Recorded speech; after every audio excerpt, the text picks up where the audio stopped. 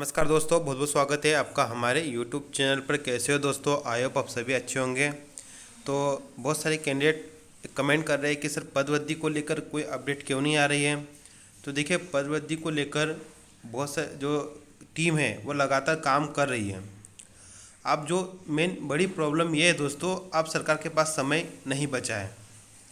पदवृद्धि और दूसरे बहुत सारी चीज़ें बची हुई है। जैसे आप देख सकते हो कि पटवारी भर्ती परीक्षा की ज्वाइनिंग पूरी रुकी हुई है। ग्रुप 5 का अभी तक परिणाम नहीं आया है। और अब सबसे बड़ी प्रॉब्लम ये है कि चुनाव आचार संहिता लग गई तो 2 माह बढ़ जाएगा इंतज़ार। तो क्लियर बात है कि आचार संहिता लगने वाली है। अब आचार संहिता का ज़्यादा वक्त नहीं है, 10 से 12 दिनों में कभी भी आचार संहिता आपको देखने को मिल सकती है।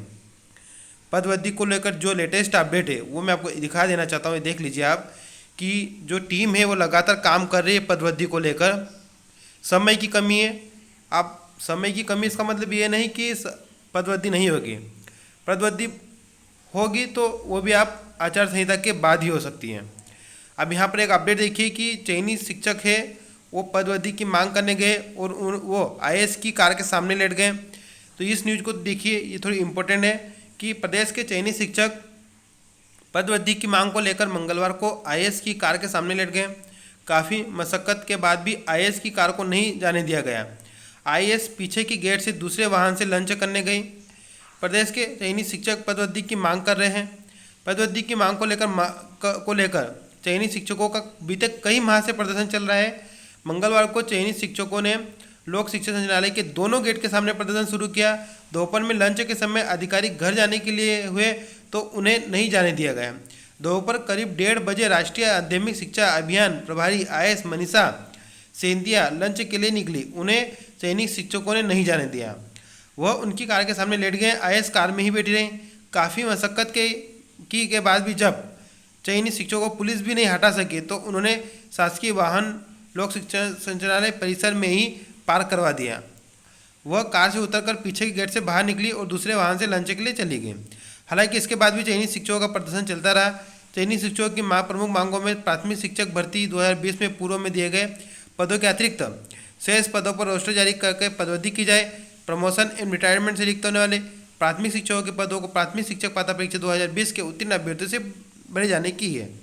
तो शिक्षक भर्ती पदवृद्धि के लिए लगातार चल रही है मांग, और वर्ग 1 वर्ग 2 में भी चल रही है, वर्ग 3 में भी चल रही है। अलग अलग तरह से प्रदर्शन हो रहे हैं। अब आचार संहिता लगने वाली है। अब आचार संहिता जैसे ही लगेगी तो उसके बाद से सभी चीज़ें रुक जाएगी और आपको फिर 2 से 3 महीने इंतजार करना पड़ेगा। तो हो सकता है 2 महीने नहीं और ज़्यादा महीने इंतजार करना पड़ जाए, क्योंकि चुनाव के बाद फिर क्या समीकरण बनते हैं, है ना, ये किसी को अभी पता नहीं है। तो सब कुछ चीज़ें आप अभी बहुत सारी पेंडिंग है। मतलब हमारे मुख्यमंत्री जी ने, अब माने कि मुख्यमंत्री जी ने कितनी सारी घोषणाएं की, आप खुद सोचिए। वो खुद अभी उनके नोटिफिकेशन नहीं जारी हुए हैं। जैसे कि स्टाइपेंड समाप्त करने का, शिक्षकों की फुल सैलरी देने का एक मामला था, कितना पुराना, मई का है, अभी तक उसका नोटिस जारी नहीं हुआ है।